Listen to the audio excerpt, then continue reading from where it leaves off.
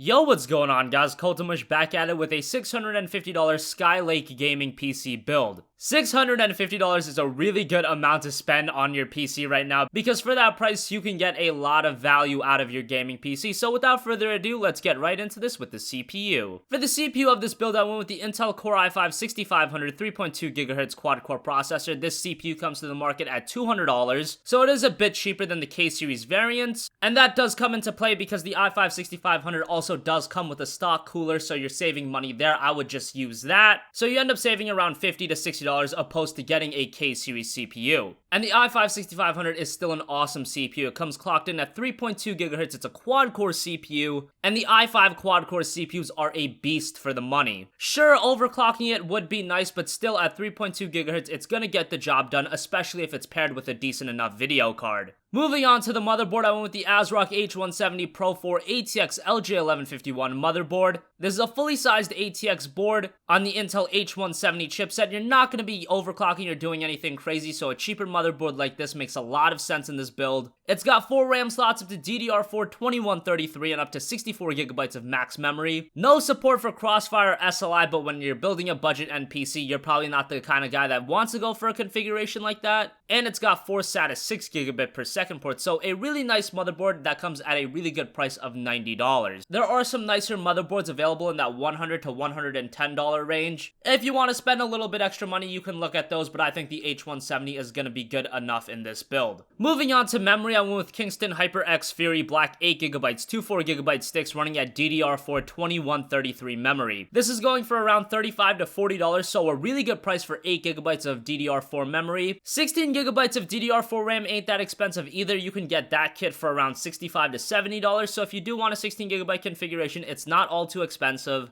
But that is an upgrade you can make down the line, and that's not something that's super essential in a budget build like this. So in my opinion, the best option is to just get 8GB of RAM now. In the future, if you do really want to go for a 16GB configuration, that option will be open to you, but right now, it doesn't really make a lot of sense in a budget end build. Moving on to storage, no SSD in this build, couldn't really fit it into the budget, so we just went with the mechanical drive of the Western Digital Caviar Blue 1TB hard drive for $47. And yes, you can eliminate the hard drive entirely and pick up like a 120 or even a 240GB SSD, but in my opinion, most of you guys, especially if you're building a gaming PC, you're probably going to be downloading a lot of games, and the 1TB of storage is going to come in real handy. If you're the kind of guy that you think you can get by on 240GB, then by all means pick up an SSD. If you have the extra cash and you can pick up an SSD and a hard drive, that would probably be the best option. If not, for most gamers, I think they would prefer the Caviar Blue's 1TB storage than an SSD's more efficient storage. But that's going to vary person to person. I'll let you guys make that decision. Just know that I've used many Western Digital Caviar Blues during my time PC gaming, and over the last 4 or 5 years, I've only had one fail on me, which is pretty good in a 5-year span. For a mechanical hard drive, it's solid for the price. Moving on to the video card. Now, the video card is something that's very hard to completely assess right now because there's so many GPUs out of stock. So if we're including out of stock GPUs, the video card you have to go with is the RX 480 4GB model. The 4GB model is out of stock everywhere that I look. That GPU comes in at $200. A lot of retailers do have the 8GB RX 480 available, but that's around $240 to $250. A little bit on the expensive side, and I really don't think it's worth it, especially because if you're buying a $200 GPU, in most cases, you're going to be absolutely fine with 4GB. In my opinion, the 8GB model is not that good of a deal, especially considering how close in price it is to the GTX 1060. So if we're including out of stock GPUs, the RX 480 from Gigabyte or Sapphire is going to be a really good model. The 4GB model is an absolute steal. Unfortunately, like I said, it looks like everywhere the GPU is out of stock. But at some point, the RX 480 should come back in stock. And if we're talking about video cards that are currently available in stock, then you have to look at the RX 480 8GB model. That GPU is in stock on some places, even then the quantity is very limited, but that is a very solid GPU to pick up, especially because right now the GTX 1060 is out of stock in a lot of places, and there's one actually available on Newegg right now, but that's a model for Asus and it's selling for $330. spend $30 and I don't really think that's worth it. And especially in a $650 build, there's no way you're gonna fit that in. So the RX 480, the 8GB model, is available for around $240 to $250. That will bring the PC's price up to like $700, so that's unfortunate. But when the 4GB models of the RX 480 come back in stock, I would highly recommend picking those up because those GPUs for $200 are absolutely insane. They really open up high quality 1080p gaming to the masses. Alas, the 4GB models are out of stock, but the 8GB models are available, albeit in limited quantities. Moving on to the power supply, I went with the EVGA 600W 80 plus bronze certified PSU. I just wanted to get a cheap power supply in this build. It's $40, it's 600 watts. Like I said, you're not going to be going for a Crossfire SLI configuration, so 600 watts is going to be completely fine. A few of my friends actually use this same exact power supply in their build, and it works pretty well. They haven't had any issues with it, and given its price of $40, it's a solid fit in the build. I know there are better power supplies available, but those go for like 50, 60, 70, even higher than that. And in this build, you don't really need anything more than 600 watts. It would have been nice to get a modular power supply, but alas, for $40, this is one of the best options you have available. Finally, for the case, I went with the Cooler Master Half 912 ATX mid-tower case, which on Newegg is available for $40. That's an insane deal. That makes it only a little bit more expensive than the NZXT Source 210, which I think the Half 912 is head and shoulders a superior case, but typically this case would go for around $55 to $60. Now keep in mind that you're only getting the $40 price on Newegg if you use the $20 mail-in rebate. If you don't use the mail-in rebate, well then it's a $60 case and it's not as much of a deal. I recommend pick it up, use the mail-in rebate, and getting a half 912 for $40 is pretty sick. If not, the NZXT Source 210 is available on Newegg for $40 and it comes with a $10 mail-in rebate, so that's pretty solid as well. Either way, I think you guys are going to be pretty happy. I just think the half 912 for $40 is a crazy good deal. This is the case I have myself and I've absolutely loved it. Has a lot of room for upgrades, a lot of options for cable management. Given its cheap price, that's pretty freaking sweet. So that's gonna wrap up this build, guys. If you enjoyed, hit that like button. If you disliked, obviously dislike. If you have a request for a future video, you can leave that in the comment section down below. And as always, guys, thanks for watching, and I will catch you guys in the next one. Peace out.